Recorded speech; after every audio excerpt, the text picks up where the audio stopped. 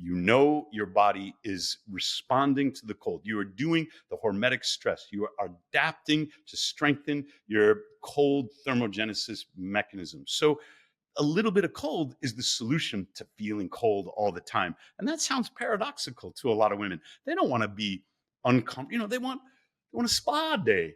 And look, if a cucumber facial was going to cure cancer, I would have written a book on that. It doesn't work that way.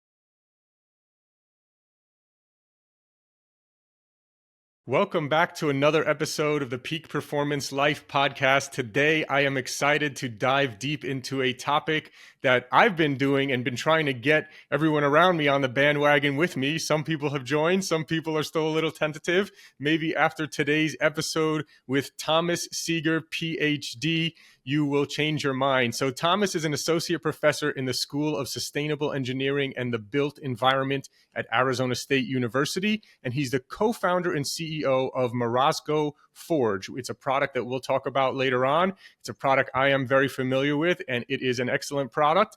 And he recently completed the first limited edition of his new book called Uncommon Cold: The Science and Experience of Cold Plunge Therapy, with more than 500 footnotes and citations. It is the definitive scientific work on cold plunge therapy. Can't wait to dive deep in it. Thomas, thank you so much for joining us today. Thanks for having me here, Talor.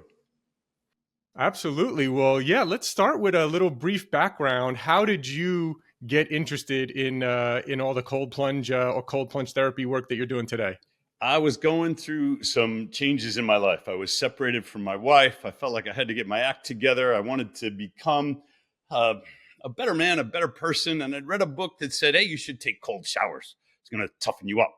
So I started doing that. And I hated every minute of every cold shower I've ever taken. But then a former engineering student of mine said, well, have you ever heard of Wim Hof? I'd never heard of anything like Wim Hof. This is back in 2017, 2018. He said, well, have you ever done an ice bath? I've never done an ice bath. He goes, well, a bunch of us burners, we're getting together and we're going to do some breath work and some Wim Hof. We're going to get the ice and we're going to jump in the horse trough. Tallulah, it was great. There's a big difference between a cold shower, which activates the sympathetic division. So you get that fight or flight shock, but you never get the dive reflex in the shower.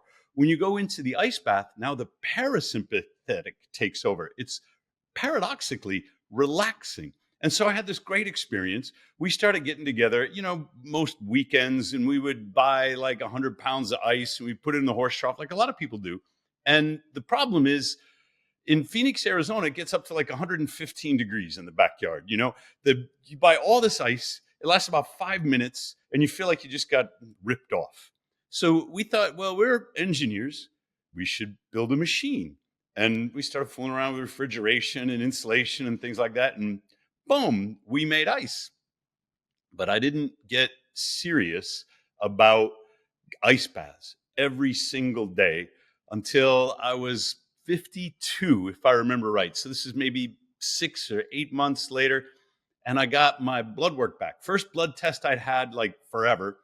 And it said my PSA was 7. So I'm like, well, that's in red for a reason. The lab report flags it's too high. I need to know what that is. I go online. It tells me, it doesn't really say this, Tallulah, but I think I'm going to die of prostate cancer. It says an elevated PSA is associated with increased risk of prostate cancer. You should go straight to your urologist. You should have a biopsy, and it says all these things. So it scared the hell out of me. I started talking to other men who had had biopsies, who had prostatectomies, and it sounded terrible. Worst pain they'd ever experienced. And even those who were thankful that they'd had a prostatectomy said, my wife and I were making adjustments. It's okay that I could never have an erection again.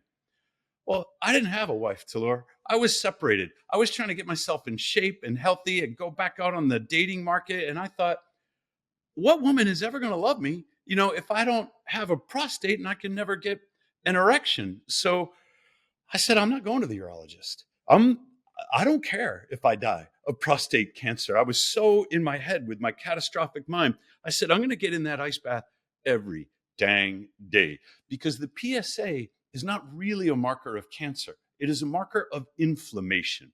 And the ice bath is great for inflammation. So I started doing keto, intermittent, like in and out of keto, in the ice bath every day, doing a little bit of exercise. It took me 4 months to go back to the lab and have the guts to have my blood drawn again, because I was afraid, what if my PSA goes up? Came back 1.8. I brought it down with ice baths, not with surgery or, medical advice or anything like that. And of course, I was relieved. So I go back, another 6 weeks later, 1.1. Everything's going in the right direction. But this time, I checked like the whole male health panel thing. Give it to me all, And my testosterone came back 1180 nanograms per deciliter. So you got to imagine, I'm a 52-year-old sedentary college professor, scared out of my mind that I'm going to, die of prostate cancer. I don't get a lot of exercise and I'm overweight. 1180 is like the total testosterone levels of an oversexed 19-year-old. This is coming back out of range, too high on my lab report. So I get in my head, I'm going to go see my urologist now. He's going to give me a big pat on the back. I'll get like urology medal patient of the year or something like this. And this guy, he's about my age. And he goes, no way. I'm like, what do you mean?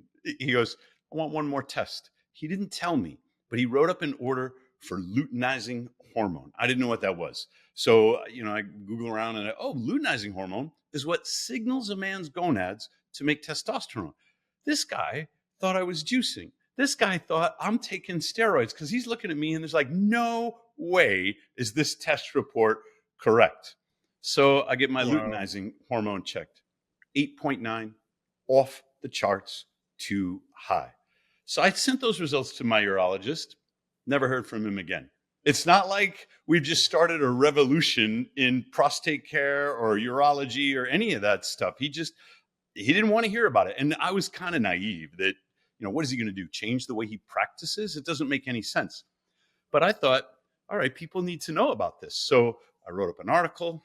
My partner, that former engineering student, Jason Stauffer, he said, that doesn't make any sense. I'm going to try it. Sure enough, he boosted his testosterone up to like 960. He's 10 years younger than I am, So it's working.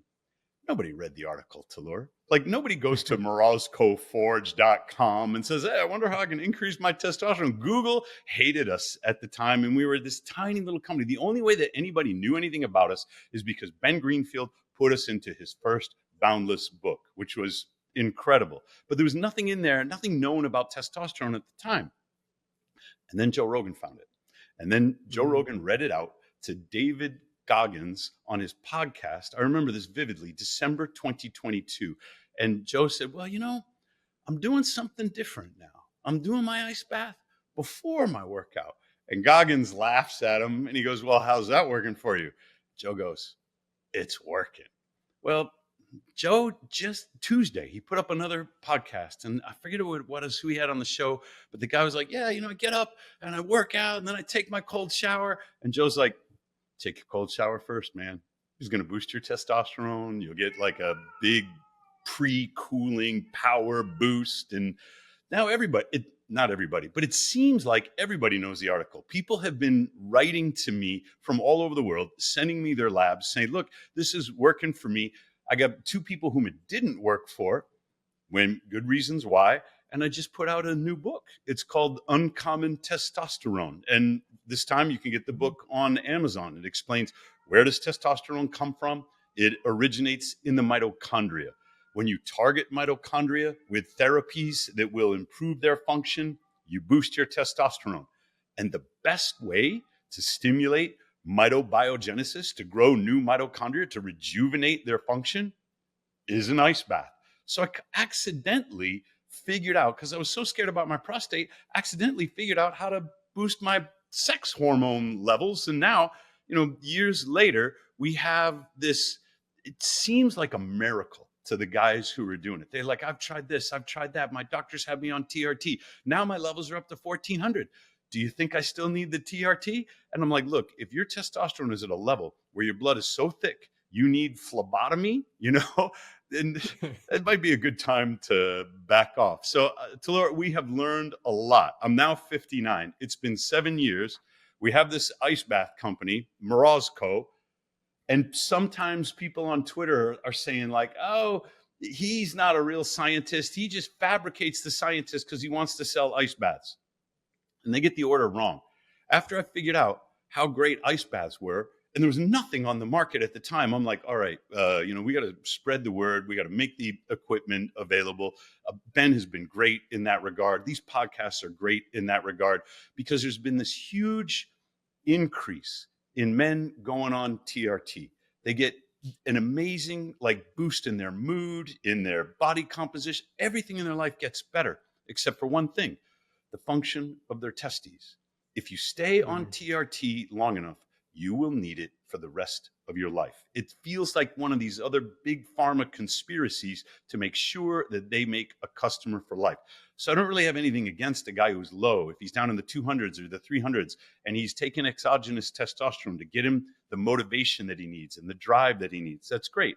I don't want people to overlook the fact that they can make their own if they get the environment and the stimulus and the mitochondria right. So that's brought me to this moment, Talur.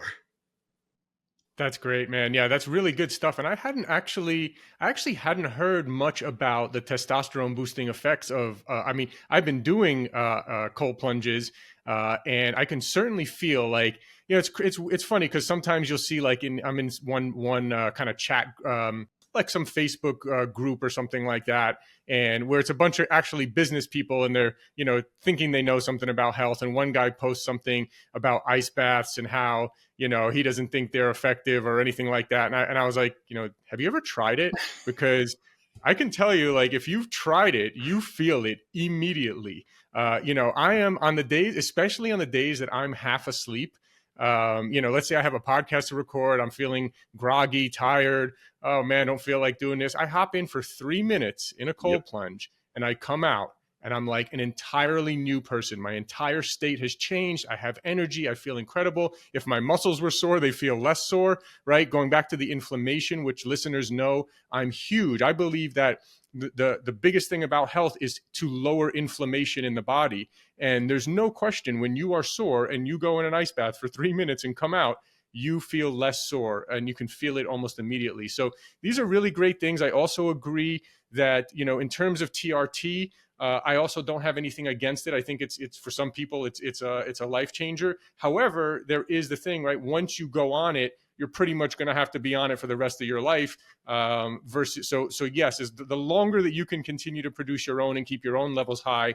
And if this is a way of doing it, it makes a lot of sense to me. I haven't seen personally the science behind this, but I can feel. I started off taking cold showers. First, someone told me about it. I finished my shower with the last 30 seconds on cold, then got myself up to 2 minutes. And I still do that, by the way, because I don't want to be getting out of a shower and sweating immediately when I get out. So I do still finish my showers on cold as well. But you're right. The cold plunges is a whole nother level of it that you can really feel. And it makes a lot of sense because you just feel the energy and the almost the testosterone boosting right there. So this is really great stuff. So you wrote a book about it. Tell us about some of the other things that you kind of wrote about in your book. There's something that's really off about testosterone clinical trials. In a lot of medical research, there's just no mechanism. They will feed a thing to a rat and then they'll see what happens to the rats, but they don't really have a mechanism in mind. None of the conversations about testosterone explain the mechanism. So they might say, oh, you should take, tonka ali, or you should take horny goat weed, or you should take, whatever the heck it is. And then they'll point to a clinical study and they'll say, well, we took, 22-year-old college football players and we gave them a bunch of this tonka ali, and then we measured a change in their testosterone. And this is the way clinical trials usually work. What they don't say is that testosterone is synthesized from cholesterol.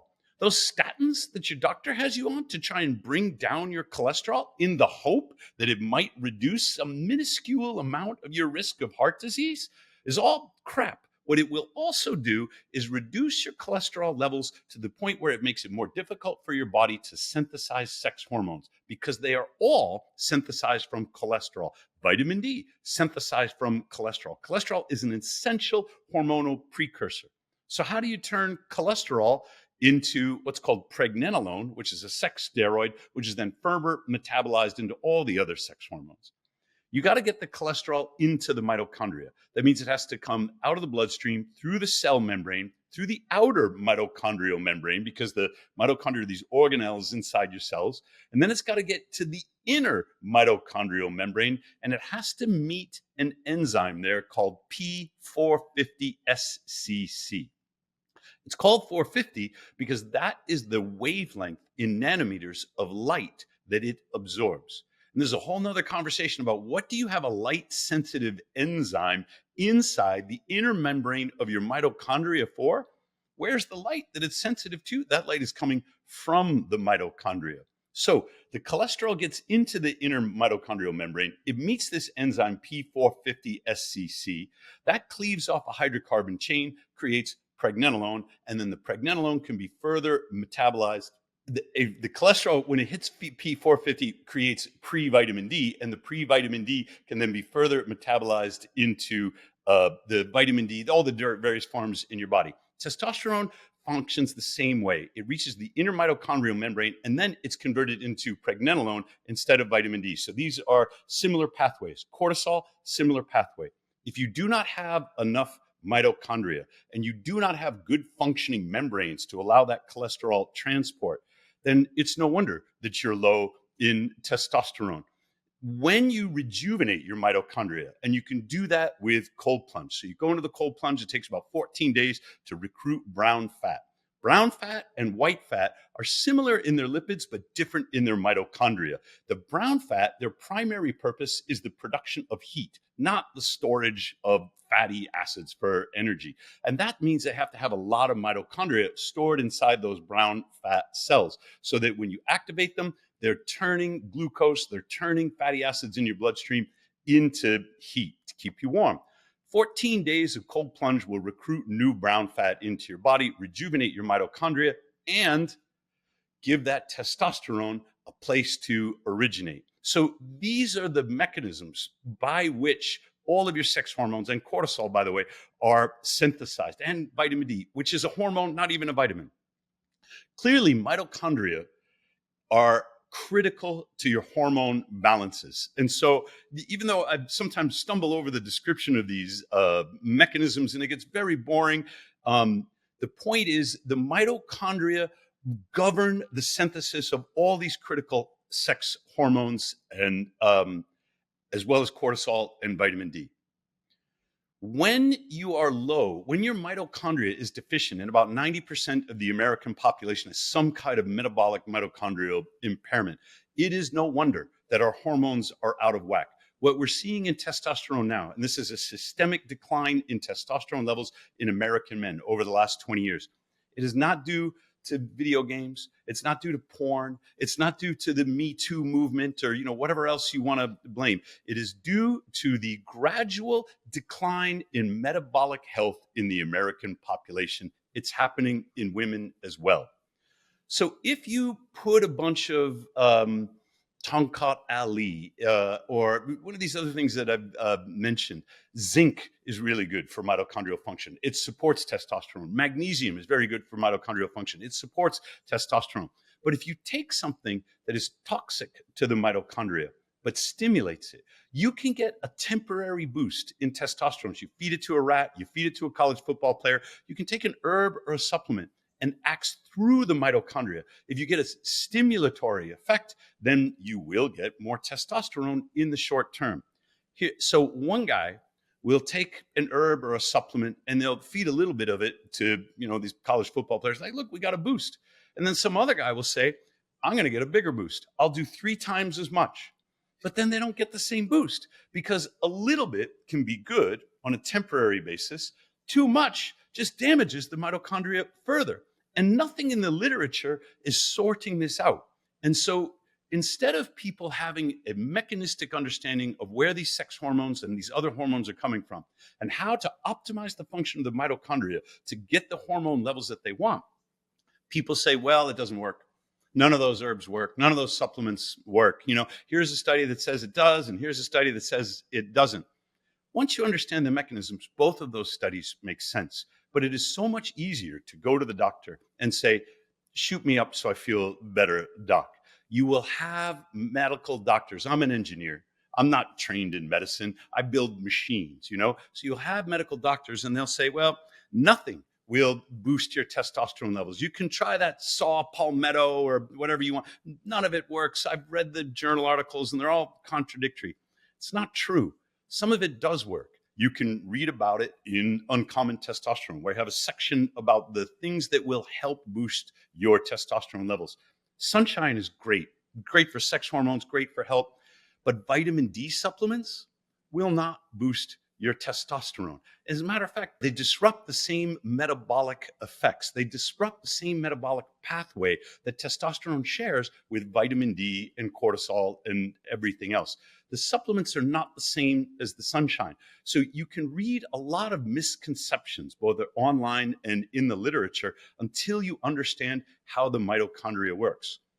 And that doesn't stop the medical doctors from showing up on Twitter and telling me that there's no double-blind, placebo-controlled clinical trial that says the things that happen to me actually happen to me. This is all nonsense. You got to do what works for you. And the only way to discover that is to run your own N=1 experiment. Should I be in there for 2 minutes? Should I be in there for 5 minutes? Should I go at 33 degrees? Should I go at 40 degrees? Should I go at 50? What is going to work for you? I shipped this unit to Ben Greenfield, way back when he put us in his book. And he was up in Spokane, Washington, and he put it outside. And the first thing he did was freeze it solid. And so it took like 3 months for Spokane, to thaw out and for him to get in there. And that's when we discovered Ben didn't really like the ice. He didn't want 33 degrees. It looks great on Instagram, but at that time, it wasn't for him. Meanwhile, Joe Rogan is like, there's so much ice in this ice bath. Joe wants it as cold as you can possibly get it, because he's like, you got to kill your inner bitch, stay hard, get in the ice. And Huberman's like, oh, I don't know, 45 is pretty good. So everybody has a different sweet spot, and they can all boost your testosterone. Yeah. My sweet spot is around 46 to 48 degrees, I would say. All right. And I think from what I heard too, I think a lot of the benefits come once you're like 52 degrees or under, you're kind of there. But it's all about, again, find what's right for you. For me, I find 46 to 48 is kind of the sweet spot. But there's a lot of I want to talk about some other benefits of cold plunging as well, because we talked about testosterone. That's a huge one for men. And I'm definitely going to have a lot of people that I know look into this. And I'm going to certainly mention this to people in the future who because a lot of people come to me, they're like, hey, my testosterone's low, I just got a blood test. So this is definitely going to be something where I'm going to tell them to give this a shot. But I also can tell you for sure, number one, we know about, look, cold has been used for years to lower inflammation, right? You have something swollen, you put ice on it, right? And the swelling goes down. And so think about that on a bigger scale in terms of lowering inflammation. So that's one thing. And especially now I'm 44, you're in your 50s. As we get older, the biggest thing is I wish I could just be active 4 or 5 hours a day, but unfortunately I'm realizing my limit is about 2 hours a day. And even then I got to be hopping in the cold plunge to recover quicker. So it's a lot more about recovery. Otherwise you're doing you're being active for 2 hours and you got to take 2 days off. And then that doesn't make you feel as good. But there's another one that I really want to touch on, and that is the mental health benefits, how good you feel, your mood. There is something going on here when you go in a cold plunge and come out that your mood just gets better. I would say that, again, I'm not a doctor. This is not medical advice, but before anyone ever went on antidepressants, I would tell them to cold plunge every day and see what happens and see how they feel. What do you think about you're on the right those track. topics? Yeah. So I'm going to take these in chronological order. The first is recovery. Probably, your high school track coach or whoever it was had you doing ice baths after your practice. And that's okay if you're trying to get back into competitive form right away. You want to reduce that delayed onset muscle soreness or the DOMS. But it's not really the way to recover. Pre-cool your workout. You will get better peak power output from your muscles. You will delay fatigue, or you'll get better endurance. Do your cold before your workout. You will get the testosterone benefit. You will retain the hypertrophy, and you will recover faster for having pre-cooled. Then, if you have a little more time on your hands, get into the sauna after you work out. So go cold, exercise, heat. and you will see a difference in that 2 hour, in that period of activity that you have the energy for. It will lengthen. So that's on the recovery side.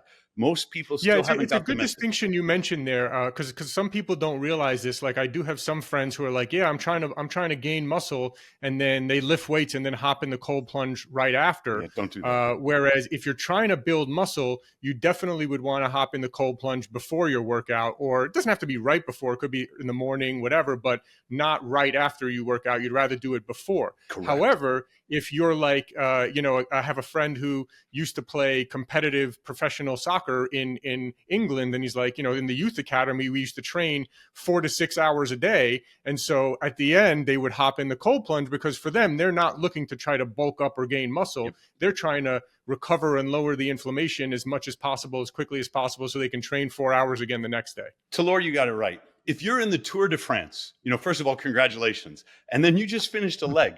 Get in the ice bath so you can get yourself back in competition shape for the next day. Or if you're playing in the US Open and every day you're going to be competing, get yourself in the ice bath afterwards so that you can get back into competitive shape. But if you're in training rather than in competition, do your cold before. You will recover faster. You will have a better workout. You will maintain the hypertrophy that the inflammation of your muscles is going for. You add the sauna and it will accelerate your training, all the gains that you're looking for.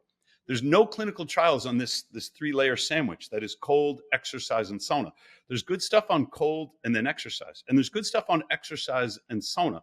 But as far as I know, no university study has been done that puts these three together. So one of the things that I'm curious about is, if you try this, Talor, come back to me. Let me know if you feel an extension of that sort of activity window that you're used to. But let's talk mental health. The good rule of thumb when you're starting out is you go cold enough to gasp. So you're getting in, you feel that, it's cold enough. You go long enough to shiver. But then most people will acclimate. So you're at, 46, 48. That's your sweet spot. So that's boring for me. I get in and I could be in there. I could play like a child with my bath toys all day if I wanted to at 46, 48. For me to really get the mental benefits, I got to go down to like 34. I need the temperature that frightens me. And Joe Rogan will say the same thing. Scott Carney will say the same thing. The super experienced cold plungers, although I haven't talked to Ben about this, they will say similar things. You look down at the ice and it causes you to question yourself. You say, you know what? I could maybe skip today. It's fine. Nobody's looking. I don't have to do an Instagram video. I'll just pick it up tomorrow. And you hear that little voice, which Joe calls your inner bitch, and you just get in anyway. 15, 30 seconds later, after that gasp reflex hits, because nobody I've ever met, maybe Kirk Parsley, but most people I've never met, acclimate to 34 degrees Fahrenheit. 30 seconds after you get over all that anxiety, I'm in there and I'm going, what was I worried about? Why do I do this to myself every single day? I look at that ice and I say, I don't want to get in there. And every single day, I know it's going to be fine. I know I'm going to feel like Superman when I get out. That doesn't happen to me at 40. I need the ice chunks because that's what gets, my nervous system going. The psychological benefits are found at a lower temperature than the metabolic benefits. I could stay in 40. I could stay in there 10 or 12 minutes. I get my brown fat. I can stay long enough to get a little shiver, although once you have brown fat, you don't need to shiver. But if I really want to clear my brain, if I want to snap to my present moment, and if I want the confidence that comes with starting every day with a win, it better be down 33, 34. That's awesome. You mentioned depression. There are some good case studies, most of them out of the United Kingdom, about people who have not responded to SSRIs, which are terrible, not responded to talk therapy or other conventional therapies. They started a program of cold water swimming and their major depression resolved. So I've interviewed a number of people, some of them on antidepressive medications and some of them off, and they tell me similar stories. There's a reason for it. There are underlying metabolic mechanisms. There's a great book by Chris Palmer. He's a psychiatrist at Harvard University. When Chris was a kid, his mother suffered from schizophrenia. He spent time in his childhood being homeless. So he grows up, he gets a medical degree, he gets a faculty position at Harvard. So what's he going to do? He dedicates himself to treating schizophrenia, but none of the drugs really work. He's having trouble because he's not seeing his patients progress. Because he had an obese patient, he's like, you know what we're going to try? We're forgetting about the mental health for a second. We're just going to put you on the keto diet. We're going to see if maybe you lose a few weight. You might feel a little better about yourself. And we're going to continue to work on these mental health issues. Guy goes keto. He loses 20 pounds. And where does anxiety go?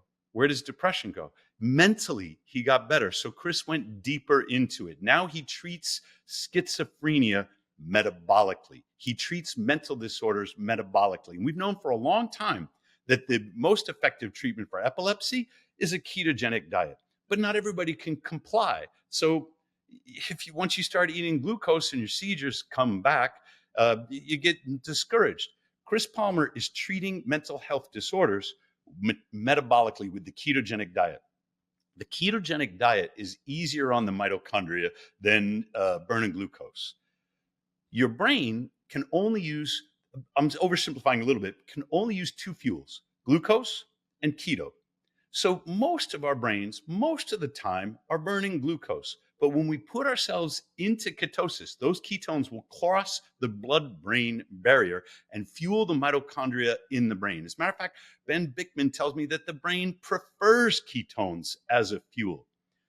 Well, no wonder every single therapeutic approach to serious mental health disorders requires cognition. So you're going to do cognitive behavioral therapy. You're going to do dialectic behavioral therapy, where you're using cognitive reframing to change your emotional state. Where is the brain going to get the fuel it needs to do that cognitive reframing, to do that behavioral therapy? It must come from the metabolism. Your brain runs better when your mitochondria are in good shape, when you're able to go into ketosis, and that gives you the extra cognitive power you need to manage your mood. So that's one way of thinking about it from Chris Palmer's point of view. But then you listen to Huberman quote a study from Poland where he says, also, you get like 3.5 times boost to your dopamine. Talor, it's impossible to be a bad mood when you have 3.5 times the dopamine coursing through your bloodstream. You just got out of the cold plunge and you feel fantastic with all this adrenaline and these neurotransmitters. So we have the metabolic benefits, and that's wonderful. That Palmer's never ice bathed, as far as I know, and I've never talked to him about it. But Palmer is pioneering. He's helping spread the word about metabolism. But we have the neuroprotective aspects of cold. It is the neurotransmitters and the neuroactive hormones that are produced in the cold. And there is brown fat. The brown fat is not just for non-shivering thermogenesis. It is also a secretory organ. Brown fat will secrete neuroprotective factors that help heal and protect the brain. So there's FGF21, there's a brain-derived neuroprotective factor, and all of these are associated with higher levels of brown fat. So the cold is working on your brain in two different directions: metabolically getting the brain the fuel it needs, but also biochemically getting you those neurotransmitters and protective factors that are going to help you feel better. This is why I keep getting case studies coming in that say, well, cold water swimming saved my life. You look at some of the Instagram posts, and there's some really big accounts that now say, well, cold plunge doesn't work. Stacy Sims, she went on Huberman, she went on Diary of a CEO, she went on the Mel Robbins podcast. Now, Mel's a Morozco customer. Mel does ice baths, but Stacy gave the impression that she says, I don't really like the ice bath for women. Warmer temperatures are better. Women are too sensitive. The headlines that came out of that were like, Stacy Sims says ice baths bad for women. And that's what the Instagram post said. It's not true. Huberman did like a 3-minute expose on why, and so did I, on all the benefits for women. But the comments under that post fall into two categories. Ice baths are bad for women. Ice baths have been great for me. They saved my life. They brought me out of depression. They've helped me lose a little bit of weight. I feel like I'm in much better shape. How could it be bad for me if it feels so good? That's one category of comments. And the other category of comments is, I knew it. That's why I've never done an ice bath, and I never will. So who are you going to believe? Yeah. It's funny how the negative comments are always coming from people who have never given it a shot, or they just say, "Oh, I hate the cold. I don't want to do it," or whatever, and they never really try it. And then so then when they hear something like that come out, they jump all over it. Yep. But it is for women. No, this is something, again, this is not scientific at all, but I do see my wife and sometimes other women tend to be a little colder sometimes than men, and need to kind of be a little warmer or something like that. Is there anything to that, or is that just can women or should women start at maybe a few degrees higher of a temperature than men, or do you see no difference at all? It's not a male female thing. It's an entirely individual thing. You start Hmm. at a Hmm. temperature that helps you gasp. Um, the analogy to weight training is really good. What's the optimal weight and number of reps for you to start your bench press training? Well, it depends upon your prior state of training. Everyone is an individual. You start at a temperature at which you feel the gasp, and then you go cold enough to shiver. And it doesn't matter whether you're a man or a woman. However, there is some research comparing gender differences. The best and most recent work was done at the Lithuanian Sports University by two friends of mine. One of them is Rima Solianic. And so she compares these men and these women, and she's got like a dot scatter plot that shows their reactions. And as a population, Lithuanian women are a little bit more sensitive to cold at the same temperature than a male population in Lithuania. So, what does that tell us? One thing you could say is, well, there must be intrinsic biological differences. I read that in Stacy Sims' book. Women are not small men. We have difference. Of course you do. The other thing that might happen is in Lithuania, men work the outdoor jobs. Men get more cold acclimation. Men get, as a population, get more cold exposure. The other thing that we find is that women respond faster to cold training than men do. The population studies are irrelevant to the individual. It doesn't say anything about any specific woman. But just because I'm not contradicting the population studies, I know that there are differences, but just because you're a woman is not necessarily the cause of the difference. If you get cold exposure, your body will recruit brown fat. You will respond. You will get a metabolic boost. Here's what happens to women that is different than men, and it's the thyroid. Thyroid conditions are much more prevalent among women than they are among men. And I'm not sure the underlying reason, but epidemiologically, there's no question that this is the case. The thyroid works with the brown fat. They're in constant communication with one another. They are what regulate metabolism.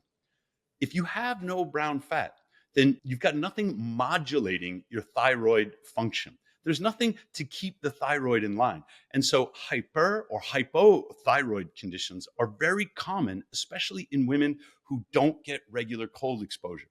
That happens in Phoenix all the time. So someone might come from a colder climate, they move to Phoenix. A couple or 3 years later, we have this term for it called the Phoenix wimp.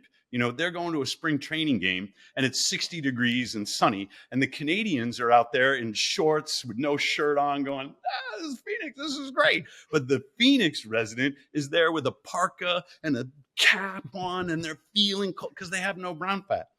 When you lose brown fat, you lose regulation of your thyroid.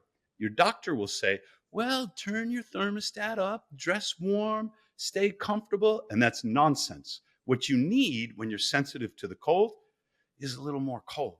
Get to, in the wintertime, go for a walk around the block in a t-shirt and jeans or something, just enough so you feel that cold. If you get your body to the point where you're shivering, your body is responding to the cold. You are doing the hormetic stress. You are adapting to strengthen your cold thermogenesis mechanism. So a little bit of cold is the solution to feeling cold all the time. And that sounds paradoxical to a lot of women. They don't want to be uncomfortable. They want a spa day.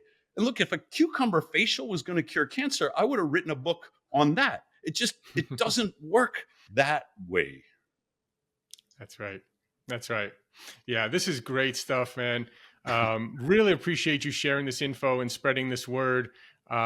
Where can people buy your book? I don't know if you're active on social media. Can you throw out your handles there? And then tell people a little bit about Morozko Forge, your cold plunge ice bath device that you have engineered as well, and why it's better than all the others on the market. Okay, so I'm on Twitter, which I'm supposed to call X, but I can't bring myself to do, right? It's Seager TP. You can find me on Twitter. You can find me on Instagram. I have a Substack. I don't do a lot on cold on my Substack, but I write stuff about relationships or whatever there. So Seager TP is a good way to find me. You can buy the Uncommon Testosterone book on Amazon. You search for Uncommon Testosterone, it's going to come up. You'll see Abraham Morgenthaler's book. You'll see Jay Campbell's book, and those are all wonderful. Mine's better. So if you want to understand those mechanisms and you want to hear it from an engineer rather than an MD, you can buy the Uncommon Testosterone. Uncommon Cold, you can only get at the Morozco Forge website. Everything that I have ever written on cold and ice baths is available for free at the Morozco Forge website. So you go to morozcoforge.com, you click on the science tab, and you're going to see what's the origin of autism. It's mitochondrial dysfunction. How do you fix autism? You use therapies that target the mitochondria. How do you resolve anorexia, the deadliest of all mental disorders? Don't put them in the cold. Get them on a ketogenic diet, because cold has some severe nutritional requirements. Add magnesium. If you're doing everything I've ever written is on morozcoforge.com on the science tab. But some people, they like to write in the margins, I guess. Like, I'm that kind of guy. They're going to put the Post-it notes in, and they're going to if you need it on paper, you can buy Uncommon Cold at morozcoforge.com. And then you were asking, what about the ice bath? We get a lot of criticism in social media because Morozco Forge makes an expensive ice bath. It's manufactured right here in Phoenix. Everything is in the US. Now, we have some components that come from China or other countries, sure, but we start with the steel and the copper and the wood, and we assemble everything here. It is of our own design. If what you really need is a cheap ice bath, go to Alibaba.com, type in cold plunge, scroll through. There are now hundreds, if not 1,000 offerings, and some of them are for just a few $100s. What you will not get on Alibaba is a machine that makes ice. What you will not get on Alibaba is a machine that is chlorine-free, that uses exclusively ozone and never needs any chemicals anywhere. You will not find one that is electrically grounded, so that when you get into the water, you are instantaneously in electrical contact with the earth. So you don't need the grounding mat or the shoes or whatever. Boom. Mm-hmm. And what you won't get on Alibaba is a tub that is warranted for Epsom salt. So you can put magnesium sulfate, potassium sulfate, copper sulfate, zinc sulfate into a Morozco, and you can get the transdermal benefits of those salts. Don't use chloride salts. Don't use Dead Sea salts or anything like that. But the sulfate salts, your Morozco can take it. You can put as much in there as you like. So the Morozco has these sort of unique technological features. And that's not really what we talk about. The number one most important thing is that when you're ready to buy an ice bath, you buy it from somebody that you feel good about, somebody that you trust. The number of companies that have come and gone in this industry is ridiculous. You can go on Reddit and you'll see posts about all the ice bath criminals. You get a couple of kids and they put together a website, and the next thing you know, there's a new brand called, Polar Pod Energize Revive Me Monkey, or whatever the heck. They all seem to have the same names, and they are all selling you the same crap that they bought off of Alibaba that they mark up 2 or 3 times. Buy from somebody that you feel good about, because the ice bath, that experience is supposed to make you feel good. You don't want to be in there going, I can't believe these guys and I got ripped off with this thing. And if you really want to know about our competitors, go to Facebook Marketplace. You will see a lot of our competitors' tubs for sale there and all the stories about them. Well, great. Yeah, I'm a huge fan. Really appreciate everything that you said here today. Highly encourage people to get into the cold plunge. I think an easy way to transition yourself is to start with a cold shower, or, it doesn't even have to be a fully cold shower. Take a nice normal shower and then just turn it as cold as it can go at the end. Start with 30 seconds, work your way up to 2 minutes, and then you'll be kind of a little bit more acclimated and can hop in the cold plunge after that. Or if you're adventurous, just go straight for the cold plunge and give it a shot. There's certainly I don't care. It's like, it's one of those things where I don't care. Someone can post whatever they want to post in whatever group or forum. If you've tried it, you immediately feel the difference. Especially if you've done it for like a week or so, and you've gotten through those first few times of where you're just getting acclimated. After that, you do get addicted to it, because you love the way you feel when you get out of it. You just feel great. So me personally, I like to go outside, get some morning sunlight, hop in a cold plunge, and I just feel amazing. And so, yeah, really appreciate you spreading the word here, Thomas, and highly encourage people follow you and check out the website and the book. And I hope we can do this again sometime. I'd love to. Thank you for having me on, Talora. Thank you.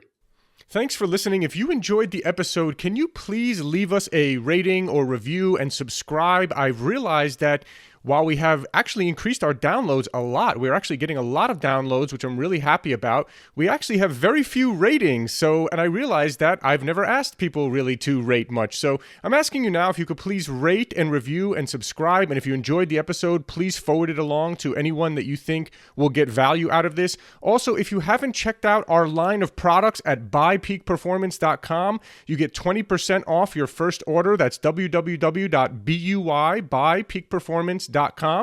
We have some incredible products, including our organic high-altitude coffee. If you don't know this, coffee is one of the most heavily sprayed with pesticides out of any crop. So it's really important that you drink organic coffee. We've gone above and beyond to source what we believe is the highest quality and healthiest organic coffee in the world. We're also famous for our organic green superfood powder. You can get 20% off of that as well at buypeakperformance.com. We also have an organic, vegan, and paleo plant protein. See, most of the vegan proteins out there are using brown rice protein, which is really not a good source of protein, and it's also a grain. And if you're paleo, you know that grains tend to cause inflammation in some cases for some people. And so we wanted to make one that was paleo friendly and vegan and organic. We made an amazing amino acid profile, so it's really one of the best plant proteins for muscle building. So you can check out Peak Performance Organic Plant Protein. You can find that on our website. Of course, all our products are on Amazon as well. So thanks again. And again, please, if you enjoyed the episode, please forward it along to someone who you feel can get value out of it. And please leave us a rating, review, and subscribe. Thank you.